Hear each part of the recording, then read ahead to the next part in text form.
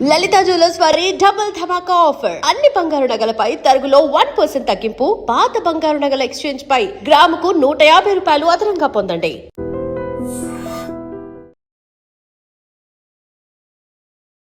నమస్కారం, welcome to I dream. ధర్మ మార్గం విత్ విజిత కార్యక్రమానికి స్వాగతం.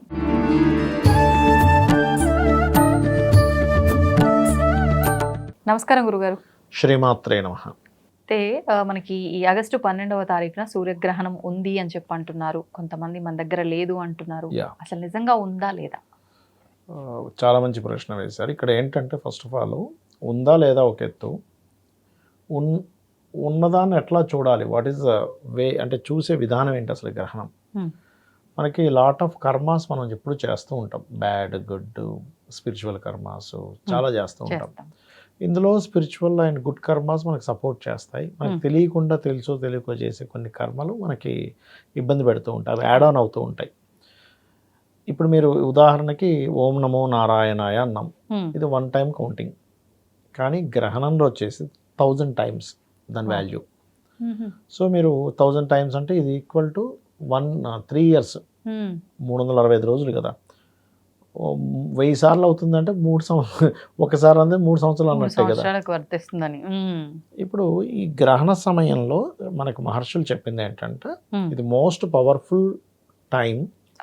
ఈ టైంలో మీరు ఏదైనా ఒక మంత్రం అంటే బీజాక్షరాలతో మీ గురువుల దగ్గర తీసుకున్నా, లేకపోతే ఒక నామం ఓం నమో నారాయణాయ లేదా శ్రీమాత్రే నమః నమః శివాయ ఏదైనా చేస్తే అది మీకు ప్రొటెక్షన్గా నిలబడుతుంది. ఆ ప్రొటెక్షన్ ఎంతవరకు వెళ్తుందంటే మీరు మళ్ళీ ఈ యొక్క మానవ జీవితం నుంచి కిందకు పడిపోకుండా అక్కడ నుంచి కొంచెం ఉన్నత గతుల వైపు వెళ్తుంది అనేటువంటిది యాక్చువల్ రీజన్ అది. ఇప్పుడు ఏమవుతుందంటే మనం ఇప్పుడు చిన్న ఎగ్జాంపుల్ చెప్తా చూడండి. ఒక బ్యాంక్ అకౌంట్ ఉంది, అందులో మీరు సేవింగ్స్ వేస్తూ ఉంటే రేపొద్దున ఉద్యోగం పోయినా లేకపోతే ఏదైనా కష్టకాలం వచ్చినా మీకు ఆ డబ్బులు ఉపయోగపడతాయి. కరెక్ట్. మొత్తం వాడేస్తూ పోతున్నారు, క్రెడిటే ఉంది మొత్తం. ఒకనొక టైంలో రోడ్డు మీదకి వచ్చేస్తాడు మనిషి, ఎవరైనా కానీ కదా. ఆ బ్యాలెన్స్ ఎట్లయితే మెయింటైన్ చేస్తామో గ్రహణ సమయంలో వెరీ క్లియర్లీ మనం జపం చేసుకోవడం వల్ల పుణ్యం అనే బ్యాలెన్స్ ఉంటుంది మన బ్యాంకులో. జపం వల్ల పుణ్యం వస్తుంది యాక్చువల్గా. ఆ పుణ్యం అనే దానివల్ల మనం నడుస్తూ ఉంటుంది. మనకి ఇప్పుడు ఇవాళ రేపు ఏమైపోయిందంటే గ్రహణం అనగానే ఏదో భయపెట్టడం, దాని గురించి ఏదో అమ్మో గ్రహణం వచ్చేసింది, అది కాదు అసలు యాక్చువల్గా. సరే కొన్ని జాగ్రత్తలు తీసుకోవాలి, దాని గురించి కూడా చెప్తాను నేను మీకు. మనకి ఇక్కడ దేశంలో లేదండి, ఇండియాలో లేదు. సో మనం ఇక్కడ టెంపుల్స్ మూయడం కానీ గర్భవతుల జాగ్రత్తలు తీసుకోవాల్సింది కానీ ఏమీ లేదు. కానీ ఒకటి మాత్రం జాగ్రత్త ఏంటంటే ఆ సమయాన్ని వినియోగించుకోవడం నేర్చుకోగలగాలి. 12వ తేదీ మన దగ్గర లేదన్నారు, లేకపోయినా ఆ జపం చేస్తే ఫలితం వస్తుంది అంటున్నా. ఇప్పుడు చిన్న ఎగ్జాంపుల్ చెప్తా చూడండి. భూమికి ఇటు కొన్ని గ్రహాలు ఉంటాయి కదా. భూమిలో చిన్న ఎగ్జాంపుల్ ఎలా అంటే చూపిస్తా. ఇది భూమి అనుకుంటే, రౌండ్గా ఉండే భూమి అనుకుంటే ఇటు కొన్ని గ్రహాలు ఉన్నాయి, ఇటు కొన్ని గ్రహాలు ఉన్నాయి. ఇక్కడ పుట్టినవాడికి ఇటున్న గ్రహం కూడా పనిచేస్తుందిగా, కనబడకపోయినా కూడా గ్రహాల తీరైతే పనిచేస్తుంది కదా. ఇప్పుడు గ్రహణ సమయంలో ఏం చేస్తామంటే కామన్గా ఇక్కడ గ్రహణం పడుతున్నప్పుడు ఈ దేశాల మీదే ఉంటుంది, ఈ దేశాల మీద ఎఫెక్ట్ ఉండదు. కానీ ఆ రోజు గోచారంలో జరుగుతున్నందుకు మీరు చేసే జపం వల్ల ఇక్కడుండే గ్రహం యొక్క ఇది కూడా మీకు పనిచేస్తూ ఉంటుంది. నెగిటివ్ ఎఫెక్ట్ ఉండదు కానీ పాజిటివ్గా మాత్రం మీకు ఇస్తుంది రిజల్ట్ అది. అందుకని నేనేమంటానంటే ఇప్పుడు నిజంగా ఇటువైపు ఉండే గ్రహాల యొక్క ఎఫెక్ట్ పడకపోతే మరి ఇక్కడ పుట్టిన వాడికి ఇక్కడ గ్రహాలు ఏమి ఇంకా పని చేయకూడదు, పాజిటివ్ ఆర్ నెగిటివ్. మరి ఇవన్నీ కూడా పనిచేస్తున్నాయి. రవి బాగోకపోతే రవి బాగాలేదు అంటున్నాం. మరి రాత్రి పుట్టిన వాడికి ఇక్కడ రవి ఉండడు, మరి రవి పనిచేస్తున్నాడు లేదా. పగలు పుట్టిన వాడికి చంద్రుడు ఉండడు, మరి చంద్రుడు పనిచేయాలి, వాడికి మనసు లేకుండా పుట్టాలి వాడు. మరి పగలు పుట్టినవాడు అంతే కదా, రాత్రి పుట్టినవాడు మరి ఆత్మ లేకుండా పుట్టాలి, మరి ఆత్మ ఉంటుంది కదా వ్యక్తికి. పుట్టినా ఒకటే లేకపోయినా ఒకటే. కాబట్టి ఏంటంటే ఈ మనసు ఆత్మ కారకులు మోస్ట్ పవర్ఫుల్ ఎక్కడున్నా కూడా. ఇది ఒకే దీంట్లో అలైన్ అయి ఉంటారు. ఇది రాహుకేతువులు అండ్ రవిచంద్రులు అలైన్ అయినందుకు, అలైన్ వచ్చిన టైం కాబట్టి మీరు చేసే మంత్రం ఈజ్ మోస్ట్ పవర్ఫుల్గా పనిచేస్తుంది. సో అందుకని ఆ రోజు మీరు మీ గురువుల దగ్గర తీసుకున్న మంత్రమో లేకపోతే మీరు ఏదైనా ఒక నామమో ఖచ్చితంగా చేయండి. అయితే ఇండియాలో మనకు లేదు కానీ బయట దేశాల్లో కొన్ని దేశాల్లో 9-11కి స్టార్ట్ అవుతుంది, కొన్నింటి దగ్గర 11 o'clock స్టార్ట్ అవుతుంది. అంటే రకరకాల దేశాల్లో వస్తుంది కాబట్టి ఇది లాంగిట్యూడ్ లాటిట్యూడ్ బట్టి మార్నింగ్ 4:25 వరకు ఉంది ఇది. రాత్రంతా ఇంకా ఇందులో పర్టికులర్గా ఇప్పుడు దేశాన్ని ఎక్కువ పట్టి పీడించేది జాబు. దీనికి నేను ఒకటే చెప్తా, మీరు లలితా సహస్రనామాల్లో ఫస్ట్ లైన్ కానీ అంటే ఓం శ్రీమాత శ్రీ మహారాజ్ని శ్రీమత్ సింహాసనేశ్వరి నమః కానీ లేదా ఓం మాణిక్య మకుటాకార జానుద్వయ విరాజితాయే నమః కానీ చేయండి. ఇప్పుడు ఖచ్చితంగా వీటికి ఇంకా గురువుతో ఉపదేశం అవసరం అక్కడ లేదు, నామం లలిత కదా ఇది. సహస్రనామాలకి. నామం కదా, నామాలకి సంబంధం లేదు, బీజాక్షర సంబంధంగా ఉండేది. కాకపోతే ఇక్కడ విషయం ఏంటంటే లలితా సహస్ర రహస్య నామాలు అంటారు, అంటే బయటకు నామాల్లో ఉంటాయి కానీ అంతర్గతంగా బీజాక్షరం కనెక్ట్ అయి ఉంటుంది. సో అందుకని అది. సో ఇది చేయండి. లేదా ఫైనాన్షియల్ ప్రాబ్లమ్స్ ఉన్నాయి, ఓం సంపత్కరీ సమారూఢ సింధుర ప్రజసేవితాయ నమః లేదా ఓం ధర్మాధ్యక్ష ధనాధ్యక్ష ధనధాన్య వివర్ధనే నమః. ఇలా మనం చాలా వీడియోలో చాలా విషయాల గురించి చెప్పాము. హెల్త్ ప్రాబ్లం ఉంది, ఓం సర్వవ్యాధి ప్రశమని సర్వమృత్యు నివారణి అగ్రగణ్య చింత్య రూప కలికలమశనాశిని. అప్పులు నేను చాలామంది చెప్పారు నాకు, ఏమంటే అపర్ణాయ నమః చేసుకున్నాక నిజంగా మా అప్పులు తగ్గిపోయాయి అంటాడు. ఎందుకంటే వాళ్ళకి ఛాన్సెస్ అలా వస్తాయి, స్కోప్ పెరుగుతుంది, ఫైనాన్షియల్ స్కోప్ పెరుగుతుంది. ఓకే అంటే ఏమి లేదు, ఇప్పుడు మీరు ఒక నామంతో చేస్తున్నారు, మీ పక్కనే దేవత ఉంది, ఓకే ఆ దేవత ఎనర్జీ ఇస్తుంది. ఇక్కడ నేనేమంటానంటే మీరు మీ ఇంట్లో మీ అమ్మగారి పక్కన ఉండడం వేరే, ఏదో ఊర్లో ఉండడం వేరే. మీ అమ్మగారి పక్కన ఉన్నప్పుడు తను ఎప్పటికప్పుడు అరే అన్నం తిను టైం అవుతుంది, లేకపోతే నువ్వు ఇప్పుడు టీ తీసుకో, ఇగో మీ మిక్చర్ తిను, లేకపోతే ఈ మిరపకాయ బజ్జీ తిను, ఎప్పుడేదో ఇస్తూ ఉంటుంది ఫీడింగ్. అవును ఏంట్రా ఇంత డల్గా ఉన్నావేంటి, జ్వరం అని వచ్చిందా, తను చూసుకుంటూ ఉంటుంది. అంటే ఒక తల్లి బిడ్డను ఎలా అయితే చూసుకుంటూ ఉంటుందో మీరు నిత్య జపం చేసేటప్పుడు తను గైడ్ చేస్తూ ఉంటుంది. ఓకే ఇటు వెళ్ళకు, మన మైండ్లో మన ఆలోచనల్లో ఇటు వెళ్తానికి ప్రమాదం వస్తుంది, మనకు అనిపించి ఇటు వెళ్ళిపోతాం, ఇటు పోతే అక్కడ యాక్సిడెంట్ అవుద్ది. యాక్చువల్గా ఆ గైడ్ చేస్తా అంటారు. ఓకే అందులో మీరు ఈ గ్రహణ సమయంలో చేసే జపం అంత అద్భుతంగా పనిచేస్తుంది. దాంతోపాటు గ్రహణం వల్ల వచ్చే బ్యాడ్ ఎఫెక్ట్స్ తగ్గిపోతాయి. ఇప్పుడు మేషం వాళ్ళు ఉన్నారనుకోండి, మేషానికి 4లో పడుతుంది గ్రహం, 4 and 5th కాంబినేషన్లో పడుతుంది. ఓకే ఈ 41 days అంటే 12 ఆగస్టు నుంచి ఒక 41 రోజులు ప్రాపర్టీస్ తీసుకునే విషయంలోని, విద్యా విషయాల్లోని, తల్లిగారి ఆరోగ్య విషయంలోని, నిర్ణయాల విషయాల్లో కొంచెం జాగ్రత్తగా ఉండాలి. ఓకే వృషభం వారు అగ్రిమెంట్స్, ప్రాపర్టీ అగ్రిమెంట్స్ విషయంలోని, ఏదైనా ఇంటర్వ్యూస్కి వెళ్ళే విషయంలో ఈ 40 days జాగ్రత్తగా ఉండాలి. మిథునం వారు ఫైనాన్షియల్ మ్యాటర్స్ విషయంలో, ఎందుకంటే ఇక్కడ గ్రహణం కర్కాటకంలో పడుతుంది, కర్కాటక మిథున సింహ ఈ మూడింటికి పనిచేస్తుంది. ఎట్ ది సేమ్ టైం వృశ్చికము అండ్ మీనానికి కూడా ఉంటుంది 5-9 యాక్సెస్లో. సో వీళ్ళు కర్కాటకం వాళ్ళు ఏంటంటే వాళ్ళకి సెల్ఫ్గా, అంటే వాళ్ళకి తెలియకుండా వాళ్ళు పోయి ఎక్కడో స్ట్రక్ అవుతూ ఉంటారు.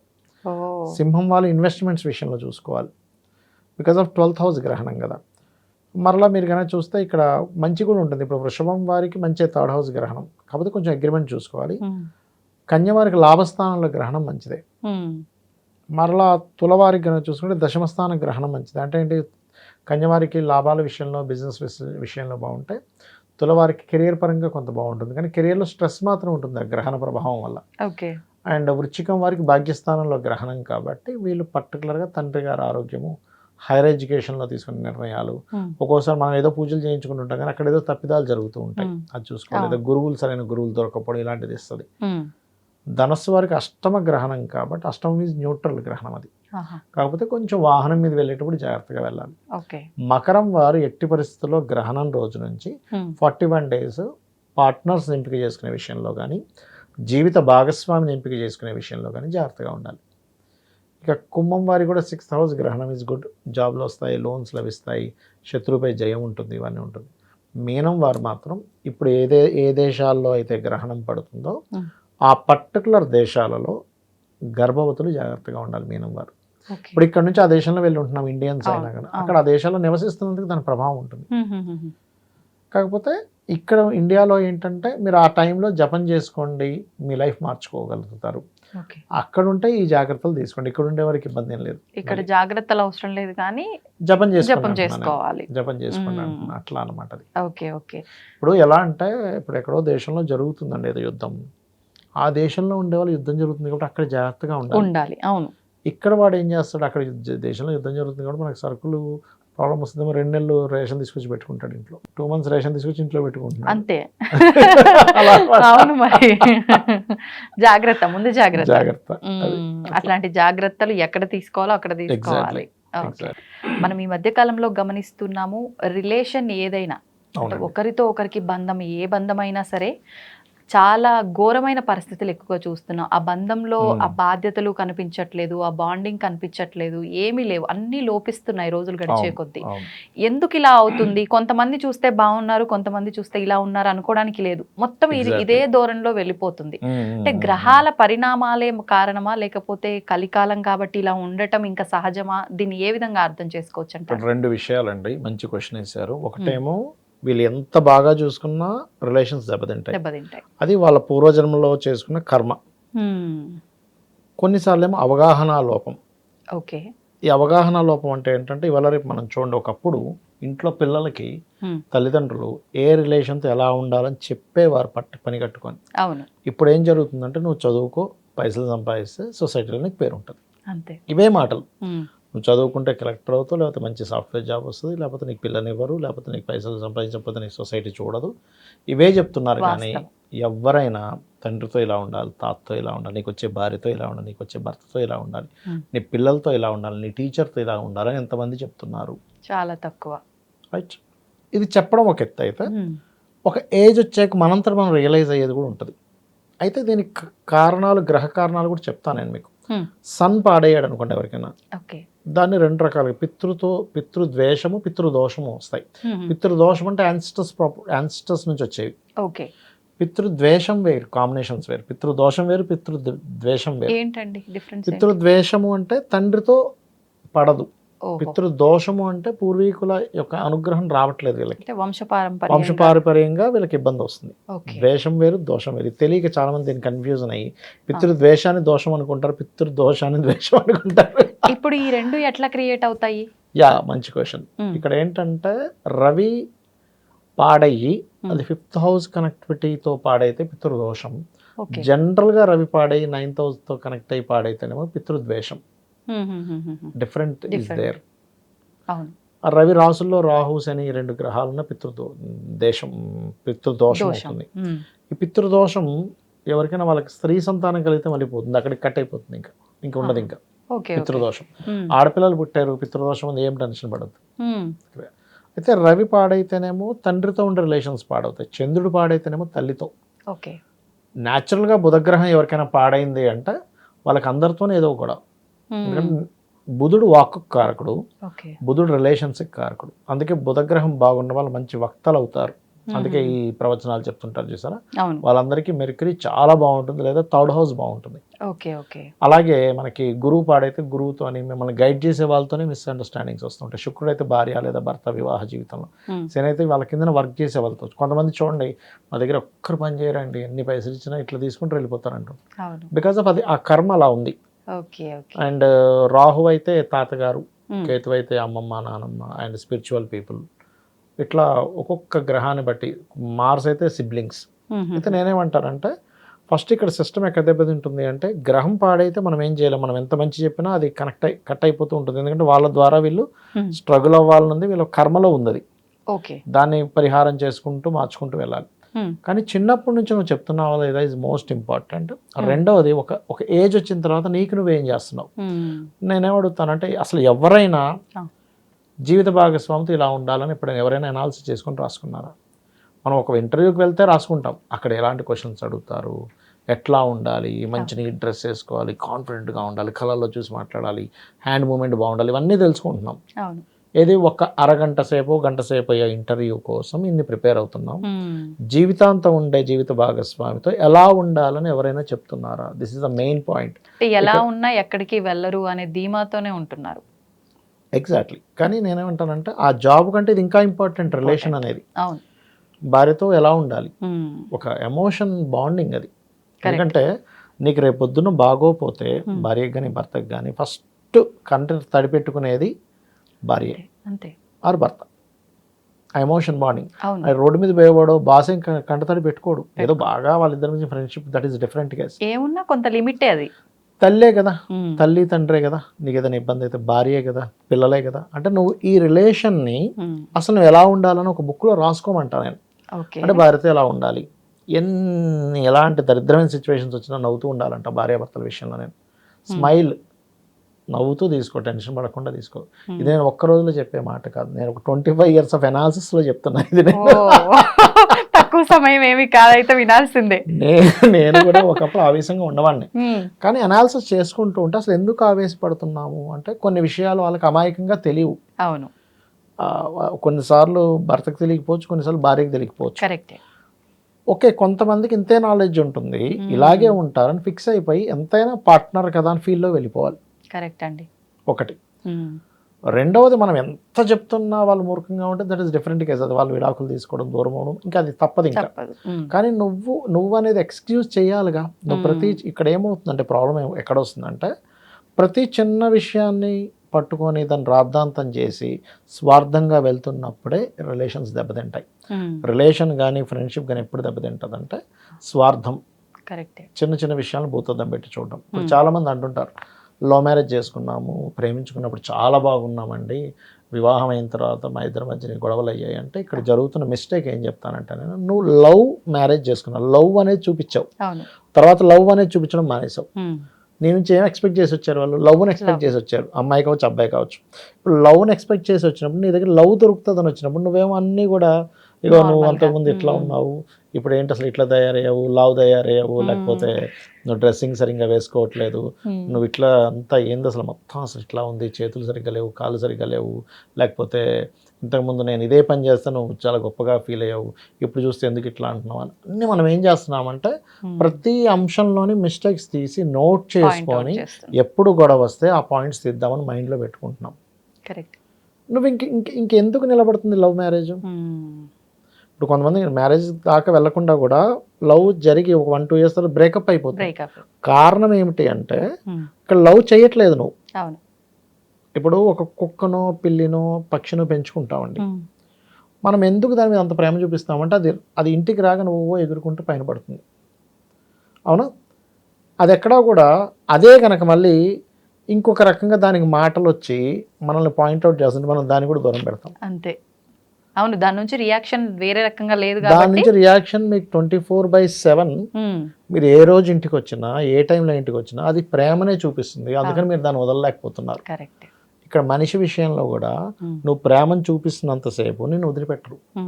నువ్వు ఎప్పుడైతే క్యాలిక్యులేషన్స్లోకి వెళ్ళి తప్పులు తీస్తూ ఉంటావో ఏ రిలేషన్ నిలబడదంటా నేను. ఇక్కడ మనం ఏం చేయాలంటే ఫస్ట్ గురువుతో ఎలా ఉండాలి, గురువుతో ఒక రిలేషన్ మెయింటైన్ చేయాలి. గురువు అనే భావన ఉండాలి. తండ్రితో ఎలా ఉండాలి, తండ్రితో గౌరవంగా ఉండాలి, తల్లితో ప్రేమగా ఉండాలి. అలాగే ఒక ఫ్రెండ్తో ఫ్రెండ్లీగా ఉండాలి. ఫ్రెండ్ అనే పేరు ఉంది అక్కడ, ఫ్రెండ్లీగా ఉండాలి. అందులో మళ్ళీ నువ్వు క్యాలిక్యులేషన్స్ వేసుకుంటూ ఉంటే కండిషన్స్ ఉంటే అవ్వదు. భార్యతో ఎలా ఉండాలి, పిల్లలతో ఎలా ఉండాలి, పిల్లలతో బాధ్యతగా ఉండాలి. నీ బాధ్యత అనే ఒక ఇది కట్ అయిపోయినప్పుడు పిల్లలతో రిలేషన్ కట్ అయిపోద్ది. నీ భార్యతో ఉండే ప్రేమ లేకపోతే ఒక రకమైన ఫీల్ ఎప్పుడైతే కట్ అయిపోయిందో అది ఉండదు. అంటే ఇక్కడ ఏంటంటే మనం నిలబెట్టేది ఆ పర్టికులర్గా ఆ ఫీల్ నీకు ఎప్పుడైతే పోయిందో, మీకు ఎప్పుడైనా చూడండి కుక్కలు పెంచుకుంటారు కదా, అది ఓన్లీ ఫుడ్ ఆశించదు, దాంతో కొంచెంసేపు ఆడాలి, దాన్ని కొంచెంసేపు ఇట్లా అనాలి అంటే అదంతా అది ఎందుకు ఎక్స్పెక్ట్ చేస్తుంది అనేది ఒకసారి ఆలోచిస్తే అప్పుడు ఒక రిలేషన్ బాండ్ అవ్వడానికి కొన్ని అవసరము అనే విషయం మనకు అర్థమవుతుంది. అది ఏం అవసరం అనేది మీరు కనుక అర్థం చేసుకోకపోతే అది నిలబడదు. ఒక కారు మెయింటైన్ చేసేటప్పుడు కూడా దానికి ఇంజిన్ ఆయిల్ వేస్తాం, ఇంకోటి ఏదో వేస్తాం, లేకపోతే స్టీరింగ్ టైట్ అయిపోతుంది, లేకపోతే పాడైపోతుంది. అంటే దాని మెయింటెనెన్స్ కొన్ని చేస్తున్నాం, మన బాడీ మెయింటెనెన్స్ కొన్ని చేస్తున్నాయి. ఈ ఫుడ్ తీసుకోవాలి, ఈ వైటమిన్స్ ఉంటున్నాయి, లేకపోతే ఒక వ్యక్తి పిల్లలు చదవకపోతే ఇంకొంచెం ఎక్స్ట్రా ట్యూషన్ చెప్పించుకుంటున్నాం. లేకపోతే మన మీటింగ్స్ చూడండి, మనకి పెద్ద పెద్ద కంపెనీస్లో ఇప్పుడు ఇందులో కూడా జరుగుతాయి నాకు తెలుసు, ఎవ్రీ 1 week ఒకసారి. మళ్ళీ వాళ్ళకి ఎప్పటికప్పుడు మోటివేట్ ఎందుకు చేస్తున్నాం? బికాస్ ఆఫ్ మనిషి లో అవ్వకుండా ఉండడం కోసం. అట్లాగే నేనేమంటానంటే ఎప్పటికప్పుడు మీ లైఫ్లో మీ రిలేషన్స్ చెక్ చేసుకుంటూ ఉండండి. భార్యతో నాకు ఎలా ఉంది, భర్తతో ఎలా ఉంది, తండ్రితో ఎలా ఉంది, ఫ్రెండ్స్తో ఎలా ఉంది. ఒక్కొక్క సెక్టార్ ఒక్కొక్క ఇదిగా ఉంటుంది. మీరు అది చెయ్యట్లేదంట. రిలేషన్స్ పాడవడానికి కారణం ఏంటంటే ఒకటి, ప్రపంచం మొత్తం డబ్బునే చూసి వస్తున్నారు, సో నేను డబ్బే సంపాదించుకోవాలి. డబ్బు ఉంటేనే రెస్పెక్ట్ ఉంది, రెస్పెక్ట్ ఉంటుంది కానీ ప్రేమ ఉండాలని రూల్ లేదంట. రెస్పెక్ట్ ఉంటుంది, వచ్చేది కాదని ఎవరికి తెలియట్లేదు. ఎగ్జాక్ట్లీ, మీరు మంచి వర్డ్ వాడారు. ఎందుకంటే అది కొనుక్కుంటే వచ్చేది, మనసు లోపల నుంచి రావాలి. ఎప్పుడు కూడా తల్లి ఎందుకు బిడ్డను అంత ప్రేమిస్తుంది అంటే ఓన్ చేసుకుంటుంది. నా బిడ్డ, వాడు పొట్టిగున్నా, పొడవుగున్నా, సన్నగున్నా, దొడ్డుగున్నా వాడు నా బిడ్డ, అంతే. అట్లాగే అమ్మాయి ఎలా ఉన్నా అబ్బాయి ఎలా ఉన్నా వాడు నా భర్త వాడు నా భార్య అనే ఫీల్ ఉండాలంటున్నాను నేను. అది లేకపోతే ఈ క్యాలిక్యులేషన్స్ ఎప్పుడైతే మధ్యలోకి వస్తాయో, చిన్నప్పటి నుంచి ఎప్పుడైతే మనం చెప్పట్లేదో, చెప్పని ఒక లోటు ఒకటి, వీళ్ళు అనాలిసిస్ చేసుకున్న లోటు ఒకటి, ఇవన్నీ ఒక ఎత్తు అయితే డబ్బే ప్రధానం, డబ్బు నేను ప్రధానం కాదనట్లే, కానీ ఉండాలి. కానీ ఇవి కూడా మెయింటైన్ చేయాలంట. ఇవి మెయింటైన్ చేయాలనేటువంటి విషయం మనం చెప్పకపోవడం వల్ల, వాటి వాల్యూస్ తెలియకపోవడం వల్ల, వాళ్ళకి ఎప్పుడో ఒక సమయంలో రియలైజ్ అయ్యి అప్పుడు వాళ్ళకి తెలిసేసరికి ఇవన్నీ అయిపోతాయి. నిజం. అవును, చాలా విడిపోవడానికి కారణం కూడా మీరు చెప్తుంటే నిజంగా రియల్ లైఫ్ లో జరిగేవన్నీ కళ్ళకు కట్టినట్టుగా చెప్తున్నారు కదా అనిపిస్తుంది. ఎందుకంటే అది ఆ క్యాలిక్యులేషన్స్ అవి తెలుసుకోవట్లేదండి. నేనేమంటానంటే తల్లిదండ్రులు సరే పిల్లల్ని చదవండి ఇవి చేయండి అని చెప్తున్నారు, ఇవి కూడా కొంచెం సేపు అయినా సరే చెప్పాలంట, అర్థమయ్యేలా చెప్తూ ఉండాలి. చిన్నప్పుడు అర్థం కాకపోవచ్చు, కానీ ఒక లైఫ్లో ఒక పాయింట్ దగ్గరికి వెళ్ళాక అప్పుడు రిపీట్ అవుద్ది. అరే ఆ రోజు అమ్మ చెప్పింది నాకు, నాన్న చెప్పాడు నాకు, వాట్ ఈజ్ వాట్. నేను ఏమంటానంటే ఒక పక్షిని తీసుకొచ్చి పెంచుకుంటేనే మీరు గూగుల్లో సెర్చ్ చేస్తున్నారు అది ఏం తింటుంది, అది ఏం తాగుతుంది, దాని సైగలు ఏంటి అని. నువ్వు ఒక మనిషితో రిలేషన్లో ఉన్నప్పుడు అక్కడ ఏంటి ఫీల్ అనేది నువ్వు అర్థం చేసుకోకపోతే అట్లా. ఒక తల్లి కనుక తండ్రి ఇంత కష్టపడతాడు అనే తండ్రి గురించి అనాలిసిస్ చేసినప్పుడు ఆ పిల్లవాడు తండ్రిని చూసే కోణం వేరే ఉంటుంది. లేదా తండ్రి తల్లి మీద అరుస్తున్నాడు అనుకోండి పిల్లడు, అమ్మాయి కావచ్చు అబ్బాయి కావచ్చు, అరే మీకు ఏం తెలుసురా ఇంట్లో ఎంత పని ఉంటుంది మీకు తెలుసా అసలు అని ఒక తండ్రి పిల్లలకి చెప్పినప్పుడు తల్లిని చూసే కోణం వేరే ఉంటుంది. కరెక్టే. ఒక ఏజ్ వచ్చాక అది డిస్టర్బ్ అవుతుంది ఎంతైనా సరే. ఒక ఏజ్ వచ్చాక మేము గొప్పలం అయిపోయామని ఫీలింగ్ వస్తుంది పిల్లలకు 16 ఏళ్ళు 18 ఏళ్ళు వచ్చేసాక. కానీ అప్పటి వరకు లేదు, అప్పుడు ఎందుకు వస్తుంది, ఒక ఎంగేజ్ వచ్చింది, మనం అక్కడ సెట్ చేయగలగాలి. వాళ్ళకి కొంచెం మెచ్యూరిటీ ఉంటది కాబట్టి మనం కొంచెం ఇవ్వగలిగితే వాళ్ళు థింక్ చేయగలుగుతారు. ఆ కొంచెం ఇవ్వకపోవడమే రిలేషన్స్ దెబ్బతింటున్నాడు. అందులో వాళ్ళకి పర్టికులర్గా ఆ ప్లానెట్ పాడైంది అనుకోండి, ఇంకా పాడైపోతాయి. ఓకే, అంటే ఆ 5 లేదు పాడైపోయింది, అయిపోయింది సింపుల్. ఒకవేళ ఇప్పుడు అట్లా పాడైనప్పుడు అది పక్కన పెడితే మనం ఇచ్చే మోటివేషన్ వల్ల, పరిస్థితులు బాగా క్రియేట్ చేయడం వల్ల ఇది అంత ఎఫెక్ట్ అవ్వదంటారా? ప్లానెట్ కొంత సెట్ అవుద్దండి. మన మానసిక స్థితి, మన ఆలోచన విధానం, మనం చేసే కర్మే కదా. ఇప్పుడు మనం చూడండి, ఇది అనుభవిస్తున్నా అంటే మనం ఏం చెప్తాం, పాస్ట్ లైఫ్లో ఈ కర్మ చేశాడు కాబట్టి ఈ కర్మ అనుభవిస్తున్నాడు అంటున్నాం. మరి ఇది కూడా కర్మే కదా, మాట్లాడే విధానంలో కానీ చూసే కోణంలో కానీ ఇది కూడా ఒక కర్మే కదా. సో ఈ కర్మ దీనికి కనెక్ట్ అవుద్ది కదా అంటారు నేను. ఆ ప్లానెట్ పర్టికులర్గా పాడైనందుకు ఆ ప్లానెట్కి సంబంధించి దానం ఇస్తాము, జపం చేసుకుంటాం, అదంతా ఓకే. కానీ ఇది కూడా చెయ్యాలంట. ఇప్పుడు హోరా ఉంటుంది మనకి, హోరాలో కుజ హోరా ఎక్కువ గొడవలు అవుతాయి, లేకపోతే రవి హోరా ఎక్కువ డిగ్నిఫైడ్ ఉంటారు, చంద్రహోర ఎక్కువ ప్రయాణాలు ఉంటాయి. ఇప్పుడు కుజహోర ఇప్పుడు కుజహోర వచ్చింది 1 అవర్ జాగ్రత్తగా ఉండాలంటే ఎఫెక్ట్ ఉండదు దాన్ని, ఎందుకంటే మీకు అర్థమైపోయింది, అలర్ట్గా ఉంటాం, అది పనిచేస్తుంది అంట నేను. ఓకే, అవును. అంటే నేను కొన్ని సందర్భాల్లో గమనించా, ఏదైనా ఇబ్బంది ఉంది, ఈ సిచ్యువేషన్ ఇక్కడ నుంచి ఇంకో దగ్గరికి వెళ్ళాలి అనిపించినప్పుడు నేను ఒక దాని మీద గట్టిగా కూర్చున్నాను అని అంటే అది అక్కడికి సాల్వ్ అయిపోతుంది, నేను ఇంకో స్టెప్ వేయాల్సిన అవసరం ఉండదు. ఎగ్జాక్ట్లీ నిజమే ఇది. అంటే ప్రతి ఒక్కరి లైఫ్ లో ఉండొచ్చు అలా. మన మనోసంకల్పం అంటే మనసుకు కారకుడు చంద్రుడు, ఈ 9 ప్లానెట్స్ లో చంద్రుడు దగ్గరగా ఉంటాడు మనకి. అందుకే సంకల్పం మీ మనోసంకల్పం గొప్పదైతే దేనైనా అధిగమించవచ్చు అంటారు. So moon power is most important వీటన్నిటికంటే కూడా. సో మూన్ అన్నిటికంటే దగ్గరగా ఉండే ప్లానెట్ మనకి మూన్ అండ్ సన్. అంటే ఆత్మసంకల్పము మనోసంకల్పం, ఆత్మస్థైర్యము మనోసంకల్పం. సో ఆత్మస్థైర్యం ఉండి మనోసంకల్పం చేసుకుంటే ఈ మిగతా 7 ప్లానెట్స్ ఏవైతే ఉన్నాయో వీటికంటే ఇవి ఎక్కువ ప్రభావితం చేస్తాయి కాబట్టి నువ్వు స్ట్రాంగ్గా ఉండడం వల్ల ఇవన్నీ కూడా సపోర్ట్ చేస్తాయి ఆటోమేటిక్గా. ఓకే, ఇప్పుడు అంటే ఈ గ్రహాలు బ్యాలెన్సింగ్ కరెక్ట్గా ఉండాలి అంటే ఎప్పుడో బాగోలేనప్పుడే మేము ఇది చేస్తాం అన్నట్లుగా కాకుండా నిత్య జీవితంలో దీనికి సంబంధించిన విధానాలు అలవాటు చేసుకుంటే బెటర్ ఏమో కదండి. అవును, ఎందుకంటే ఇక్కడ ఫస్ట్ ఆఫ్ ఆల్ మనకి నవగ్రహ ప్లానెట్స్ ఉంటాయి కదా టెంపుల్లో, అక్కడికి వెళ్ళి దీపారాధన చేయడం ప్రాక్టీస్ చేయాలి ఫస్ట్. నిత్య దేవతారాధన ఖచ్చితంగా బ్యాలెన్స్ అవుతుందండి, అందులో డౌట్ ఏం లేదు. అందులో పర్టికులర్గా మీరు ఇప్పుడు అంటే ఎలా అంటే ఇప్పుడు ఒక మనిషి హెల్త్ కోసం ఒక రిపోర్ట్ తీసుకుంటారు, అన్ని టెస్ట్లు చేయించుకొని ఏది బాగుంది ఏది బాగాలేదు, ఈ వైటమిన్స్ తగ్గాయి, B12 తగ్గింది, లేకపోతే ఫలానా తగ్గింది అని మనం ఒక ఇంజెక్షన్ తీసుకుంటాం.